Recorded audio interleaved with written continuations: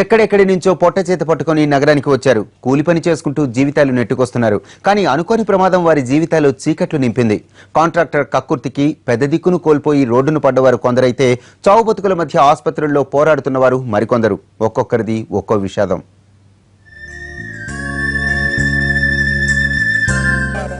ఈ పిల్లల కన్నీళ్లు ఎవరు తుడుస్తారు?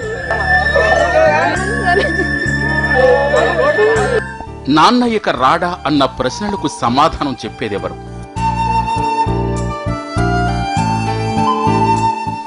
ఈ తల్లి గుండెకోత తీర్చేదెవరు?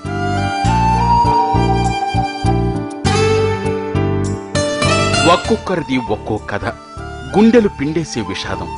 ఫిలింనగర్ భవన నిర్మాణ ఘటనలో బాధితులంతా పొట్టకుటి కోసం నగరానికి వచ్చిన వారే. ఫిలింనగర్, చింతలబస్తీ ప్రాంతాల్లో అద్దెకు ఉంటూ భవన నిర్మాణ పనులకు వెళుతుంటారు. వాస్తవానికి ఆదివారం సెలవు. కాని ఓ రోజు పనిచేస్తే కూలీ డబ్బు వస్తుందన్న ఆశ.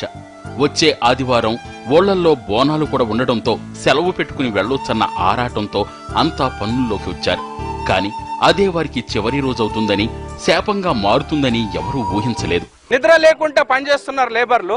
అయితే దాంట్లో 2-3 ప్రాణాలు పోయింది. ఒక వ్యక్తి మాత్రం మాకు గుర్తింపు పెట్టాం, ఆనందాన్ని, మావోడే. అయితే ఇంకిద్దరు గుర్తింపు మరి ఎక్కడున్నారో తెలియదు. ఒక 4-5 గాయాలైనవి. దయచేసి ఈ ప్రభుత్వం, తెలంగాణ ప్రభుత్వం దయచేసి వాళ్లకు డబ్బులు ఇప్పియాలండి. ప్రమాదంలో చనిపోయిన ఆనంద్ కుటుంబ పరిస్థితి చూస్తే కన్నీళ్లు ఆగటం లేదు. ఆనంద్కు ఓ బాబు, పాప, ఇద్దరూ చిన్నపిల్లలే. ఈ వార్త తెలియగానే ఆనంద్ భార్య స్పృహ తప్పిపోయింది. ఇక ఏం జరిగిందో అర్థం కాక, ఆస్పత్రికి ఎందుకొచ్చామో తెలియక ఆ పిల్లలిద్దరూ వెక్కి వెక్కి ఏడ్చారు. నాన్నకు ఏమైందంటూ అమాయకంగా ప్రశ్నించిన వారిని చూస్తుంటే గుండె తరుక్కుపోయింది.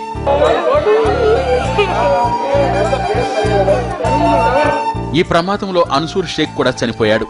గాయపడిన వారిలో కొందరి పరిస్థితి విషమంగా ఉంది. బాధితుల బంధువుల రోదనలతో ఆసుపత్రి ప్రాంగణంలో విషాద ఛాయలు అలుముకున్నాయి.